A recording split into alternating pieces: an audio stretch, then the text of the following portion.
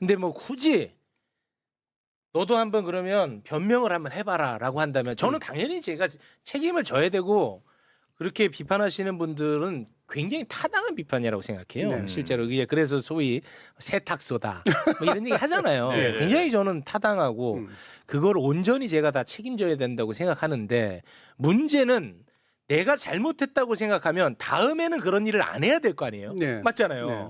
그래야 진짜 내가 반성하고 잘못을 뉘우치는 게 되잖아요. 네. 그래서 저한테 물어봐요. 다시 그때로 돌아간다면 너는 어떤 선택을 할 것이냐. 네. 근데 저는 그 당시에는 어떤 생각을 갖고 있었냐면 0.73%포인트 차로 윤석열이 이재명 후보를 이겼어요. 그것 때문에 너무 고통스러웠어요, 저는. 그래서 한 명이라도 더 함께 싸워야 된다라는 생각이 강했던 것 같아. 그래서 이제 그런 선택들을 했던 것 같아요. 네. 근데 앞으로 그런 일이 발생하면 나는 그러면 어떻게 할 것인가? 이 굉장히 저는 혼란합니다. 저는 그 일을 또 해도 된다고 봐요. 네, 왜냐하면 지금 일어나는 일이 그때 잘못했기 때문은 아니거든요. 그때는 그때 나름의 의미가 있었던 거잖아요. 네네네네. 네, 그래서 저는 예를 들면 무리한 비판, 네가 다 세탁시켜 줘놓고 책임도 안 지고 뭐냐. 전 이거는 좀 분리해서 봐야 된다고 생각을 합니다. 그때 많은 사람들을 되도록이면 이렇게 외연을 넓혀서 뭔가 이렇게 내란 내지 윤석열이라는 사람의 어떤 잘못에 대해서 같이 짚을 수 있는 사람들이라면 그렇습니다. 같이 짚자라는 의지를 보이고 그런 면에서 새로운 연대 전선을 만든 건 전 되게 잘한 일이라고 생각해요. 그리고만 대신 뭐냐면 그것이 끝나고 나면 끝나고 잔치가 끝나고 나면 여기에 대해서 논공 행상이 벌어지게 되고 그러면 그 다음부터는 이 연대 전선은 무너집니다. 특히나 권력 앞에서는. 네네. 네. 그러면 이 전선이 무너진 걸 인정한 상태에서 과연 어떤 검증들을 하거나 어떤 이야기를 해나갈 것인가에 대해서는 준비는 돼 있어야 된다고 봐요. 네. 그러니까 앞으로 새로운 정치인들을 계속해서 보여주고 어떤 면에서 보면 저는 좀 과하게 많이 좋아 보이게 만드는 면이 좀 있다고 솔직히 생각합니다. 그게 최욱 씨가 가지고 있는 장점이자 단점이에요. 예, 죄송합니다. 예를 들면 무릎팍도사 같은 기질이 좀 있어요. 그 위험한데. 네. 그 안철수가 거기서 컸잖아요. 그렇죠. 네. 근데 저는 그 정도는 좀 왜 그럴까 싶을 때도 사실 좀 있어요. 그래요? 네, 너무 좀 좋게 하려고 하는 면도 좀 그런가요? 있으니까. 근데 지금은 그거보다는 조금 더 이제 정색을 하고 볼 필요는 있는 거니까. 네. 뭐 너무 좋은 말씀인 것 같습니다. 네. 왜 또 절 쳐다봐요? 왕관 네가 쓸래? 능력도 안 되나네. 네. 맞는 말. 야, 제가 뭘 물어보시려고? 나도 좀 풀고 살아야지. 힘들어. 그래, 좀 풀고 살아야지. 아니 그 유튜브는 뭐 하나만 실수하고 잘못하면 바로 나락갑니다. 그건 뭐 현실이잖아요. 실제로 그냥 뭐 하나 잘못하면 그냥 바로 나락이야. 맞아요. 그런데 사회적으로 공적 책임이 훨씬 큰 대한민국 언론사는 정말 치명적인 잘못을 해도 어제와 다르지 않은 오늘을 살아갈 수 있어요. 공적 책임이 훨씬 큰데도 불구하고 아니 이거 대표적으로 채널A 그분 보도 최근에 또 심지어 이게 이슈도 됐어. 그런데 어제와 같은 오늘을 또 살아가고 오늘과 같은 내일을 또 살아갈 겁니다. 근데 최욱은 뭐 하나만 잘못해도 그냥 쓰레기고 견디질 못해 그냥 나락이야 실제로. 이걸 어떻게 받아들여야 될까요, 제가? 네. 최욱 씨가 민감해서 그래요. 아니야. 아니야. 예. 아니, 민감하지 않더라도 실제로 나락가고 한 몇 개월 동안 못 나오고 검정색 바탕에 드릴 말씀이 있습니다 하고 다 해요. 그러니까 민감하다는 게 뭐 과민하다는 얘기를 하는 건 아니고요. 네. 감수성이 있다는 얘기를 하는 거거든요. 그러니까 유튜브의 특징은 유튜브를 운영하시는 분들이 시청자들의 반응에 감수성 있게 반응하지 않으면 시체말로 날아가는 미디어 구조를 가지고 있어요. 근데 기존 기성 언론이라고 부르는 데는 감수성이 예민하지 않아도 버틸 수 있는 구조가 있거든요. 네. 근데 이게 자기들끼리 이른바 짬짬이 구조라고 하는 것들이 있어서 시청자로부터 차단돼 있죠. 시청자들이 언론사에게 영향을 미칠 수 있는 게 뭐가 있을까요? 구독 취소는 별로 의미가 없어. 구독 취소가 의미가 없어. 몇 명이 구독하는지도 난 잘 모르겠어. 예를 들면 광고 불매 운동 할 수 있을까요? 그건 안 되지. 하려면 할 수도 있지만 그 언론사들한테 광고를 주는 게 기업들이 광고를 주는 게 시청자들이 광고 더 많이 봐달라고 주는 게 아니잖아요. 홍보 효과 때문에 하는 거 아니잖아. 네. 다시 말하면 시청자들로부터 뭔가 민감하게 반응을 해야 되는 유인이 없어요. 기성 아, 언론사들은. 그러네 참 진짜. 좋겠다.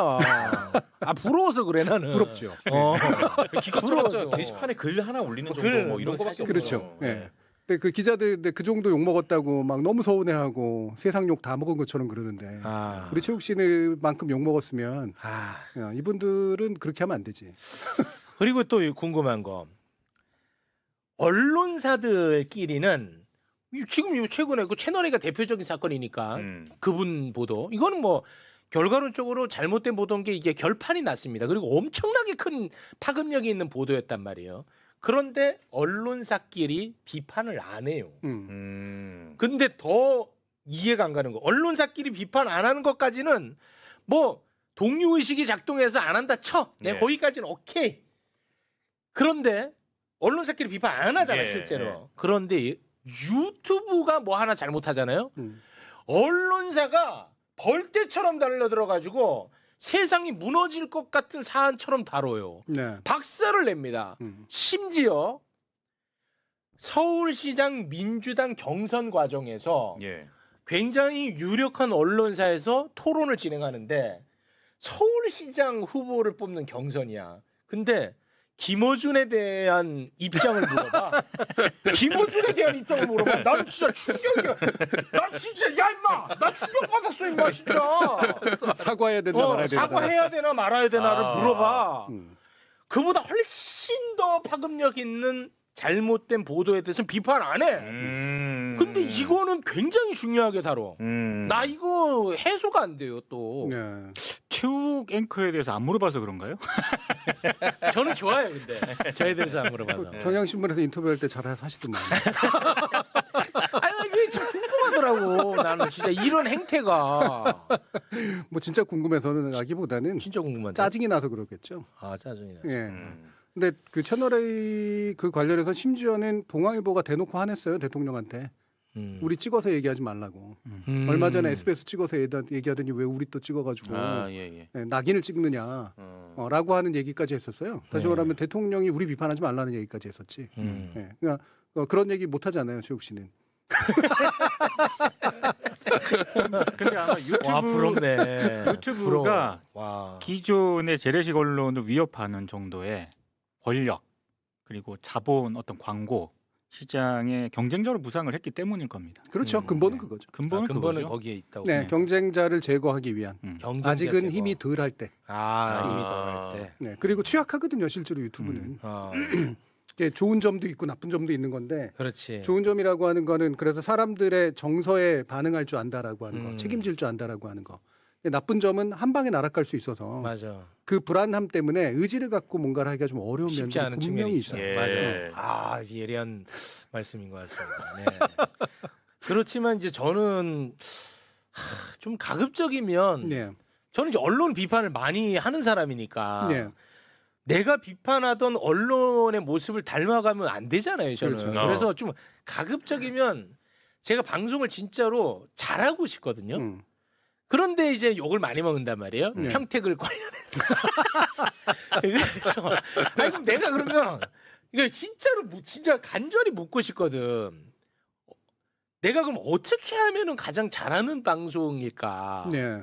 혹시 조언해 줄 수 있는 게 있을까요? 너가 이렇게 다루면은 그거는 잘하는 거고 예. 지금은 너가 이러해 해서 이거는 잘못하는 거야. 이걸 한번 좀 말해 줄 수 있는 게 있을까요? 근데 뭘 어떻게 하든 간에 네. 욕을 얻어먹게 돼 있습니다. 아 그렇습니까? 예. 그래서 그 부분에 대해서 너무 그러니까 일단 좀 민감하게 좀 반응을 할 필요는 있지만 네. 그 욕에 대해서 네. 너무 음. 내가 뭐 잘못하고 있는 건가 이렇게 반응할 필요는 없다라고 봐요. 그래요. 선거를 여러 번 경험을 했지만 네. 예, 어떤 식으로 보도를 하든 간에 비판을 받게 되어 있습니다. 네. 예. 네. 왕관의 무게죠. 왕관 너나 써라. 야 너나 갖다 써 임마. 무슨 왕관이야. 사람 완전히 무시하는데 항상 왕관 같은 소리 하고 있네. 예, 또 저는 어떤 부분에선가는 그러니까 스스로 짚어볼 필요도 있다고 생각을 해요. 나는 네. 이런 거 좋아. 그게 왜 그러냐면 네. 제가 굳이 실명은 얘기하진 않겠습니다만 네. 몇몇 분들이 매불쇼에 나오셔서 이미지를 새롭게 하신 분들이 있어요. 예, 좋아요. 아, 예, 예. 그런 비판 이거는 많습니다. 한두 사람만의 문제가 아니고 예, 저는 예, 이미지를 맞아요, 새롭게 하는 게 나쁘다고 생각하지 않아요. 예. 충분히 좋은 일이고 그리고 그게 좋아. 실체를 가지고 있다면 더더욱이나 매부쇼는 새로운 사람을 발굴한 거지. 기존의 편견이나 선입견에 갇혀 있지 않게 만들 수 있는 장을 예. 준 거니까. 어, 근데 그 얘기는 뭐냐면 그 이미지에 대한 부담을 동시에 안고 있다는 얘기예요. 맞아요. 네. 네. 그 책임져야 되고 또 그렇죠. 저는. 맞아요. 그렇기 때문에 그 부분에 대한 고려를 하면서 그렇다면 우리를 통해서 얻은 이미지를 우리 스스로가 검증을 할 필요가 있는가에 대한 질문을 할 필요는 있죠. 저는 그거에 대한 감당은 하는 게 맞다고 맞아요. 봅니다. 저도 예. 동의합니다. 네. 네.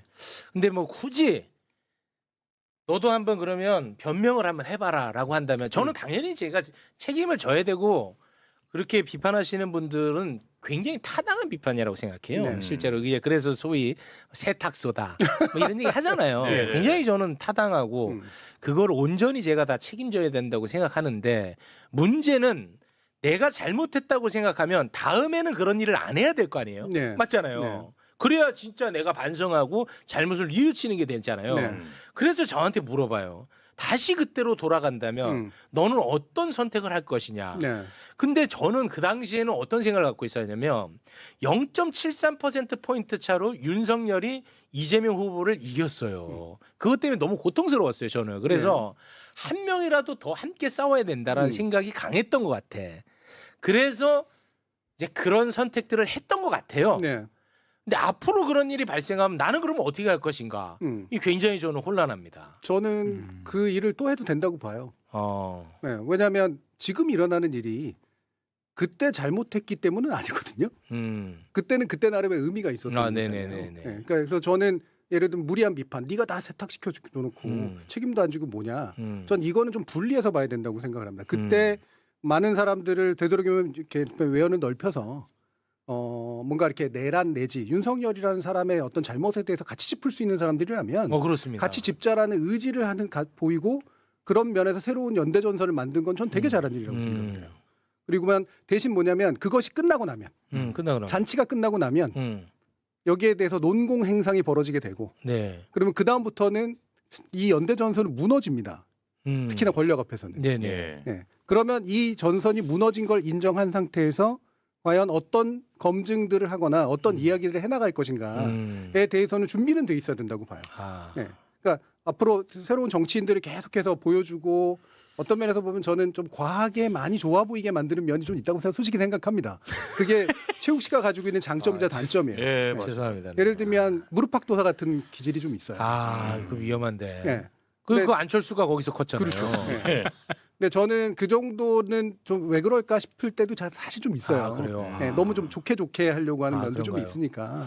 근데 지금은 그거보다는 조금 더 이제 정색을 하고 볼 필요는 있는 거니까. 네. 뭐 너무 좋은 말씀인 것 같습니다. 네.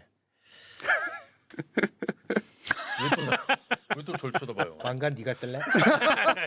능력도 안 되나네. 네. 맞는 말씀인 것 같아. 네. 그리고 뭐 진짜 저한테는 최소한 그 세탁 쇼라는 비판은 저는 뭐 과도한 비판 아니라고 봅니다. 저는. 네. 그래서 그거에 대해서는 단 한 번도 제가 억울해하거나 그런 적이 없어. 예. 그거는 제가 조금 더 깊이 있게 고민을 해봐야 될 지점인 것 같습니다. 말씀 진짜 너무 감사합니다. 자, 사실 오늘 준비한 오늘 뭐 최욱 씨의 그런 거였나요? 좋은 얘기 아니었나요? 네. 오늘은 이제 그 언론의 민영화에 대한 이야기. 그래요. 했어요. 예. 근데 이제 사실 얼핏 생각하면 민영화, 언론이 민영화가 된다. 그럼 권력으로부터 뭔가 독립. 그렇죠. 그래서 더 자유롭게 할 말하고 할 말하고 예. 그렇게 될 수 있는 것 아닌가 하는 생각이 좀 들 수도 있거든요. 근데 이 주제를 갖고 온 배경이 있습니까? 네. 언론의 혼자 가져온 거예요? 민영화.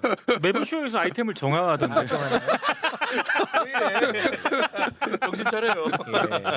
근데 이게 제가 오늘 나온 이유가 이것 때문에 나온 거예요. 그러니까 YTN 문제는 우리는 반드시 해결하고 가야 된다고 YTN. 생각해요. 네. 왜냐하면 너무 어처구니 없이 민영화가 됐거든요. 그렇지. 네. 그리고 이 어처구니 없다라고 제가 말하는 게 과거에 공영방송이라고 불리거나 중공영방송이라고 불리던 데들 YTN, KBS, MBC, EBS 그리고 연합뉴스까지 치면 이런 데의 소유 구조를 어떤 보수계 대통령이든 정치 세력이든 다 민영화시키려고 했어요. 근데 잘 못했던 이유가 뭘까? 그리고 왜 윤석열은 가능했을까? 오. 전 이 부분에 대한 질문에 대한 답을 얻어야 된다고 오, 생각해요. 뭐예요? 오, 궁금하다.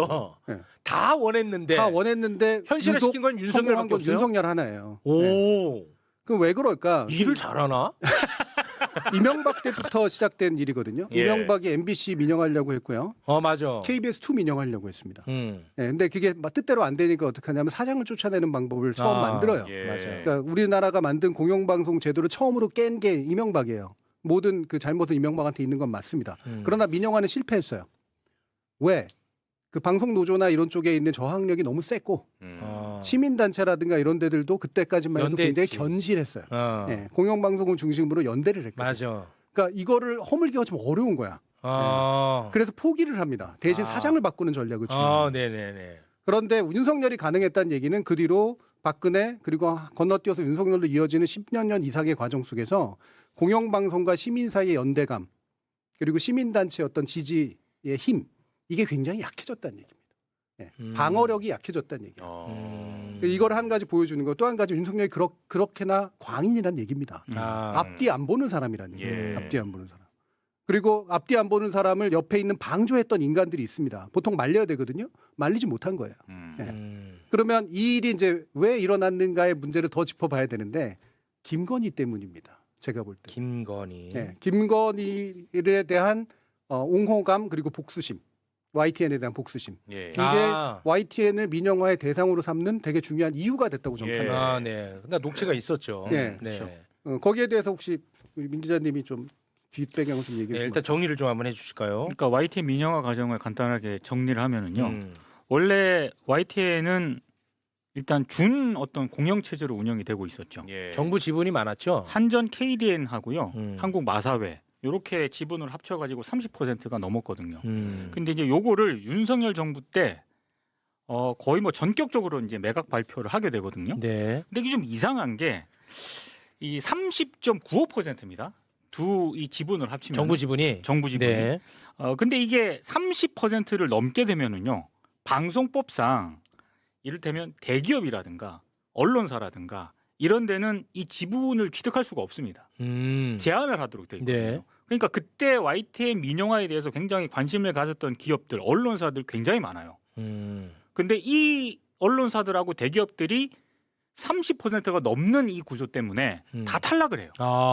지분에 이게 인수에 참여할 수가 없습니다. 예. 그래서 남은 게 뭐 통일교, 유진 이런 몇 가지밖에 안 남은 거예요. 통일교도 많이 원했죠. 그렇죠. 근데 이제 유진으로 결정이 되는 이 과정에서 굉장히 좀 이상한 대목이 발견이 되는데 원래 한전 KDN이 가지고 있는 지분이 있고 마사회가 가지고 있는 지분이 있지 않습니까?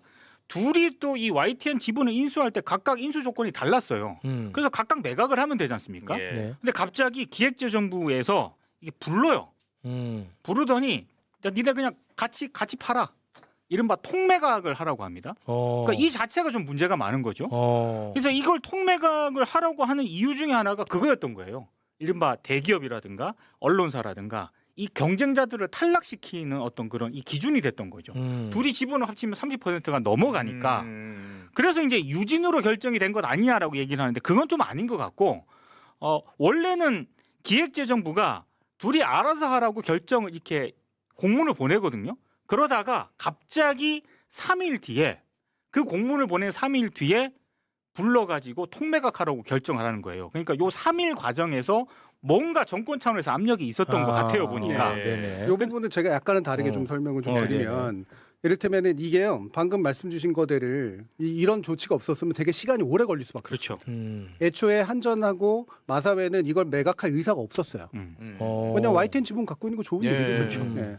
그리고 이걸 가지고 이제 팔 때 얼마나 적정 가격을 산정해야 되는가 되게 복잡한 문제입니다. 근데 이거를 너무나 쉽게 마치 그 스테이크 잘라주듯이 예. 다리 자르고 머리 자르고 해가지고 딱 먹음직스럽게 만들어준 게 기재부의 작품이에요. 예. 요거 하나 딱 먹으면 아무도 손 못 대고 먹는 애가 바로 대주주가 되는 방식으로 시간을 엄청 줄여주고 엄청 잡일들을 줄여줍니다. 예. 이거는 유진을 위해서든 아니면 인수할 누군가를 위해서든 정말 잡스러운 일들을 줄여준 거죠. 시간이 늘어나면 왜 어렵느냐? 수많은 저항들이 들어올 수밖에 없어요. YTN 파업하죠. 뭐 중간에 뭐 야당 끼어들죠. 그렇겠지. 그리고 뭐 방통위 안에서도 아직 체제도 제대로 정비 안 돼 있죠. 예. 시간이 세월아 내월아 해서 1년 이상 지나잖아요. 그럼 또 실패합니다. 예전에 실패했던 이유들이 다 그런 거였어요. 처음에 뛰어봤지만 안 돼. 근데 이거는 하기로 마음 먹고 아예 기재부를 이용해서 팔목을 비틀어 가지고 이 팔고 싶지 않았던 애들에게 팔게 만들어준 거. 이게 첫 번째고요. 두 번째로 이거는 이렇게 팔게 되면 공공성에 대한 심사를 해야 돼요. 방통위가. 왜냐하면 중공영방 보도 채널인데 넘어가 버리는 거예요. 아, 그렇죠. 넘어가는 과정에서 공공성 문제가 없어? 이거 심사해야 되거든. 오래 걸려요, 이것도. 이것도 불과 몇 개월 만에 단축시켜줍니다. 그리고 그걸 2인 체제에서 결정을 내려고. 아, 맞아요. 그렇지. 이 두 가지 모두 이거는 작심하고 넘겨주려고 했던 그리고 기존에 있는 모든 보수 정권들이 실패했던 걸 내 때에서는 성공시켜야 된다라는 아주 강한 정권 핵심의 의중이 작동한 결과다. 이렇게 볼 수밖에 없습니다. 근데 결국은 사법부에서 그건 잘못됐다고 판결을 내렸죠. 1심에서. 지난 11월에 네. 작년 11월에 1심 판결이 일단 나왔죠. 예. 2인 체제가 위법한 결정을 했다. 그렇습니다. 네. 그리고 우리나라 그 방통위에서는 법무부를 통해서 항소를 항소를 안 안 했는데 했죠. 유진에서만 항소를 한 네. 그런 상태죠. 네. 그래서 방통위의 2인 체제에 대한 어떤 위법성은 사법부가 1심이긴 합니다만 바로 잡았잖아요. 예. 그렇습니다. 그러면 그때 기재부에서 왜 그런 결정을 내렸는가?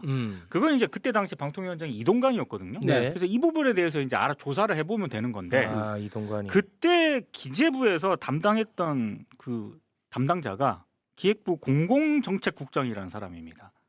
이름도 있는데 실명 얘기 안 할게요. 당시 기재부 공공정책국장이 요 이제 KDN이라든가 한전 KDN이랑 예. 마사회 지분 파는 거 통매각 하는 거 직접적으로 관여를 했거든요. 그걸 담당했어. 네. 네. 근데 이 사람이 요 문제를 해결하고 갑자기 기획조정실장이 돼요. 그런 다음에 지금 어디 있느냐?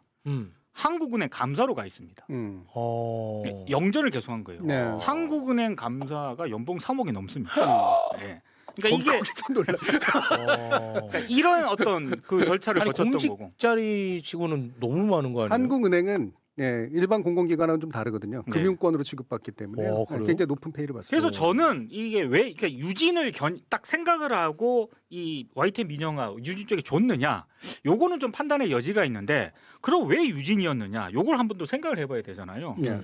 지금 유진 ENT 유진 대표가 강희석이라는 사람이에요. 강희석. 예. 근데 이 사람이 이력을 쭉 보니까 최상목하고 겹치는 부분이 많습니다. 아, 최상목과 접점이 있어요? 고등학교 선후배, 네. 아. 서울대 법대 선후배, 어. 행정고시 선후배. 행정고시 선후배. 그러니까 이제 연결이 된다면 어떤 그런 사적인 네트워크 그런 쪽으로 연결이 되기 때문에 유진으로 가는 게 아니냐. 이게 아니겠냐 그렇게 추정해 볼 수 있습니다. 왜냐하면 그때 통일교도 뛰어들었고 많이 그렇지. 뛰어들었거든요. 네. 근데 유진으로 간 배경에는 무슨 어떤 엄청난 뭐가 있다기보다는 이런 사적인 관계가 더 작용을 하지 않았나 이렇게 좀 추정만 해보는 거죠. 처음부터 유진을 찍어서 만들어줬으라고 생각하지는 않고요. 아, 그거는 아닌 거 일단 같고. YTN에 넘기는 게 목적이었고. 아. 근데 해줄 수 있는 게 몇 개 없어. 통일교 그 유진은 늘 등장하는 그렇죠. 쪽이거든요. 네. 이 미디어 쪽에서 언제나. 근데 이 중에 어디로 넘겨도 사실은 정권 입장에서는 크게 상관이 없었는데 그건 밑에서 알아서 해.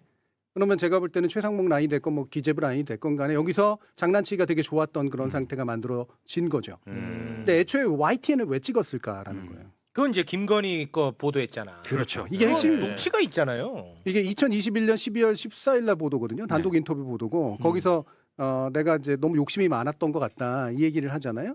그리고 같은 날인가 아마 팩트에서 이거 누르는 맞아요. 영상이 나오죠. 아. 이 YTN 보도로 보통 착각하는데 같은 날 이루어지는 거예요. 갑자기 가가지고 이거 입장이 어떤 겁니까? 그렇죠. 그러니까 딱 경호원이 코바나 이렇게 컨텐츠. 네. 누르고 가버리는 이게 얼마나 수치스러웠나. 수치스러웠겠지. 네. 라는 거. 그리고 나서 한 그 2주 정도 뒤인가 열흘 정도 뒤에 대국민 사과를 하잖아요. 예. 그 이상한 마이클 잭슨 복장 같은 거 해가지고 아, 마이클 잭슨 복장이에요? 제가 잘못했잖아. 저때 아마 예. 진짜로 속으로 복수심을 부글부글했겠죠. 부글부글 불태웠을 거야. 아니, 복수할 거라고 얘기를 했잖아요. 했었고 실제로도. 실제로 했고요. 나중에 그 저기 노종면 의원이 이제 그 공표한 네. 폭로한 바에 따르면 실제 취재할 때 협박을 했었다. 그거 두고 보자. 이런 그렇습니다. 식으로. 예. 그리고 실제로 2024년에 이 사람 민영화 시켜주고 난 다음에 최초로 취임한 사람이 김백 사장인데 취임하자마자 뜬금없이 YTN 보도 잘못했다고 사과했어. 맞아, 그거 굉장히 맞아. 충격받아. 전 진짜 충격이었어요. 충격이죠. 예. 이거 YTN 구성원들한테는 쪽팔려도 이렇게 쪽팔릴 수 와, 없는 나는 일인 그 거예요. 진짜 충격이었어요. 이 김백이라는 사람 그래서 지금도 YTN 구성원들은 저 결국 쫓겨났습니다만 그렇지. 사장으로서 인정 못 받은 사람입니다. 아, 사과를 1년 해버리네. 7개월인가 그 근무하는 내내. 아. 이 사람이 왜 취임하자 이걸 사과를 했겠냐고요. 네. 물론 KBS 박장범 씨도 네. 그와 비슷한 일들을 했습니다만 예. 김건희 보도만 사과한 게 아니고요. 네. 뭐 오세훈 세택당 부로서 해가지고 전부 네. 다. 어. 예.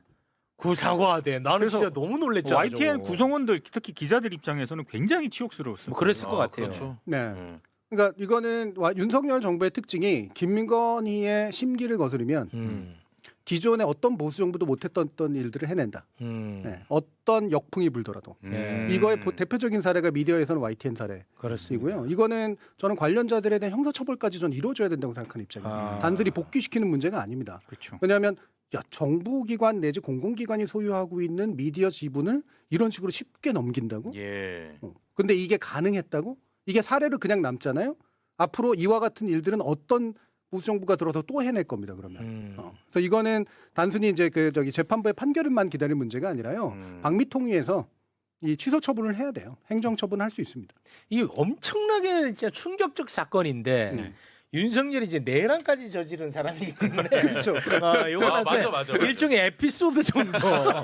아, 이게 속상합니다. 이거 엄청난 사건이거든요. 아니 근데 이게. YTN 같은 경우에는 뭐 YTN 보도가 뭐 그렇게 훌륭하냐 이렇게 생각하시는 분들도 있잖아요. 근데 그 전에만 하더라도 그래도 최소한의 균형 감각은 가지고 있었거든요. 그렇죠. 네. 근데 이게 정말로 민영화가 되고 나서 내란이 발생했지 않습니까? 네. 그 내란이 발생한 이후에 YTN이 보여준 그 보도 행태를 보면은 이게 정말 이게 소유 구조가 진짜 중요하다. 왜냐하면 끔찍할 정도죠. 정말로 내란의 기계적 중립을 합니다.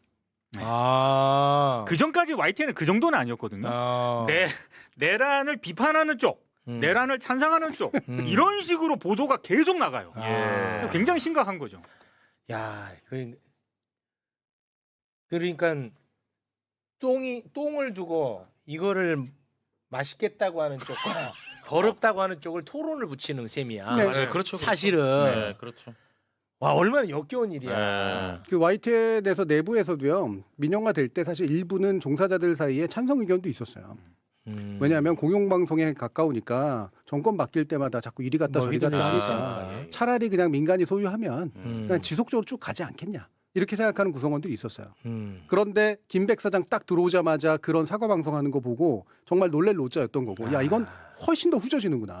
네. 왜 공영 그런 거죠, 구조가 근데 아니라. 그거는? 왜냐하면 이거는 공영은요 네. 이른바 주인 없는 회사라는 의식이 있어서요. 네. 종사자들의 문제의식이라도 투영이 됩니다.